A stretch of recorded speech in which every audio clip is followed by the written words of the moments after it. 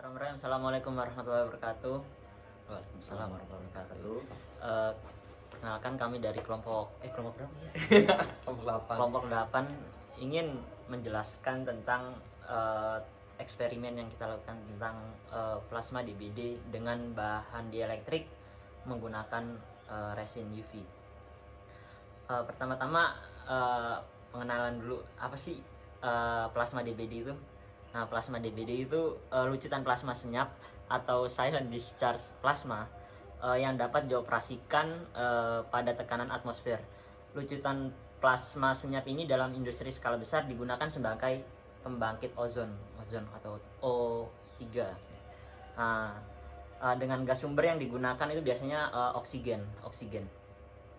Terus karakteristik utama dari lucutan senyap ini menggunakan lucutan sempit dengan jarak antara elektroda sama dielektriknya ini dengan skala milimeter. Nah, terus dengan alasan ini lucutan plasma juga dikenal dengan sebutan lucutan plasma berpenghalang dielektrik. Terus setelahnya itu alat dan bahan. Bahan yang kita gunakan ini bahan dielektrik yang kita gunakan ini menggunakan resin UV.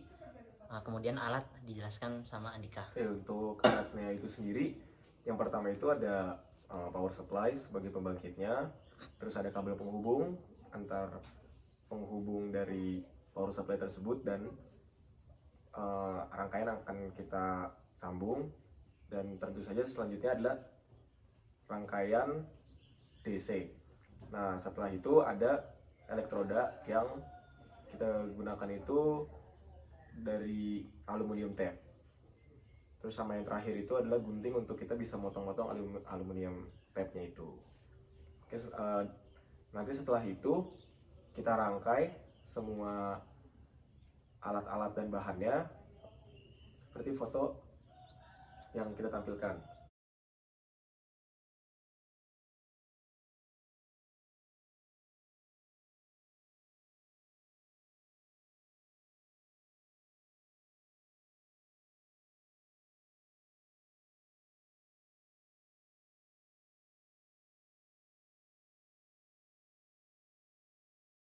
Selanjutnya, karena sudah dirangkai, akan dijelaskan bagaimana sih pembangkitan plasma itu oleh Fatur Rahman Arya.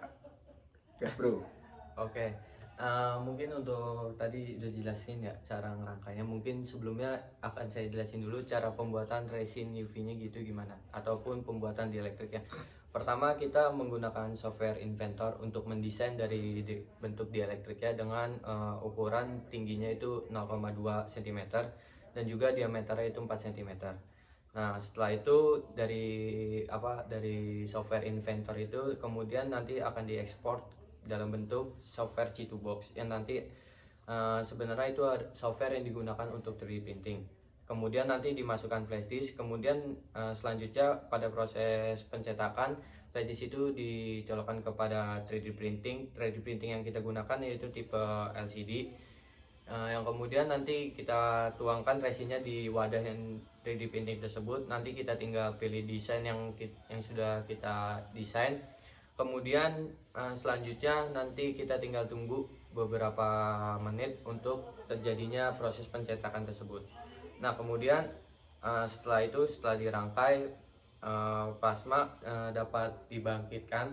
Itu dapat dibangkitkan pada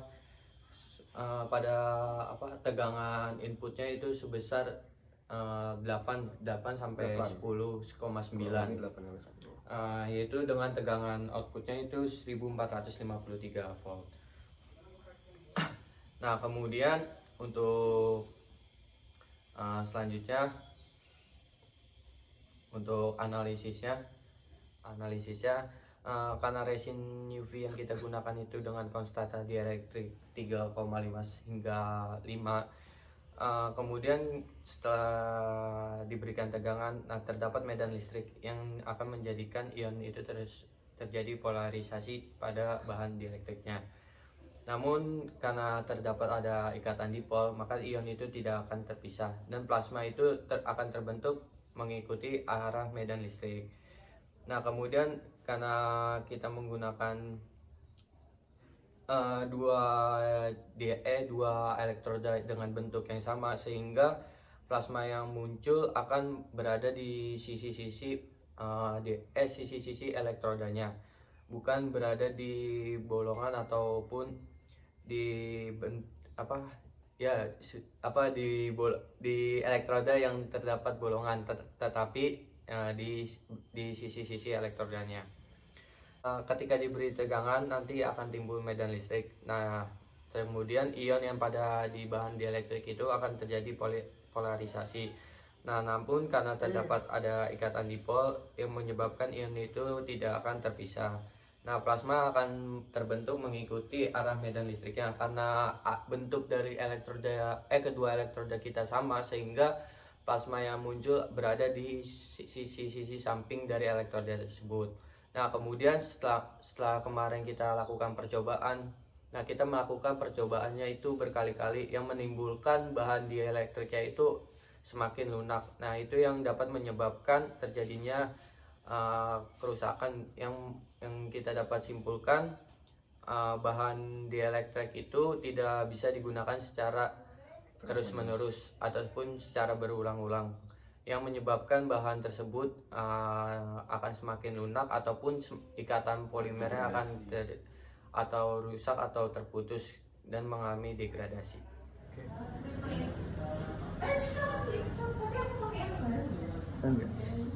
Ada nggak? Kalau kurang. Kelihatan ya?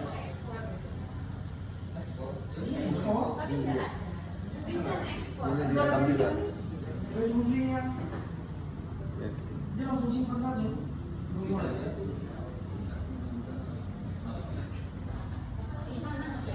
Ya sudah, Mau menyambung dari Arya yang perihal rusaknya dielektrik karena forsir penggunaan yang terus-menerus. Di jurnal yang saya temui ada yang menyebutkan konstanta dielektrik dari bahan resin yang kita gunakan itu sekitar 3,4 sampai 5,7. Nah, kemudian karena setiap bahan dielektrik itu memiliki batas kekuatan elektrik, apabila dielektrik diletakkan pada dua elektroda dan diberi tegangan searah, maka akan timbul medan elektrik, dan di dalam medan elektriknya memberi gaya pada elektron agar terlepas dari ikatannya. Nah, kemudian efeknya pada dielektrik itu ketika diberikan tegangan yang terus-menerus itu akan mengakibatkan efek breakdown. Jadi efek breakdown itu gagalnya isolator itu terjadi. Jadi bahannya itu bisa menjadi konduktor karena rusaknya dielektrik tersebut. Oke, sekian teman-teman penjelasan singkat dari kelompok kami yang telah melakukan eksperimen tersebut.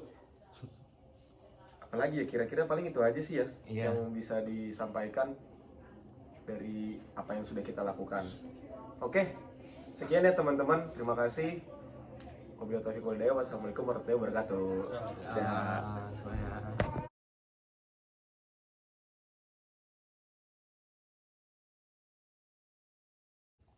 Apabila diforsir, itu cut aja anjing. Udah, tapi cutnya jangan semua, sampai breakdown aja. Ya udah, ngomong lagi. Apanya? Ya tahu. Apabila Udah kelar kan? Oke, breakdown. Yaudah, ini penutup ya. Aku nutup. Ini kita bareng-bareng aja nutupnya, gimana ya kata-kata penutupnya? Oke, itu sekian. Terus udah ngapain? Lu bilang subscribe gitu. Subscribe Subscribe Arya.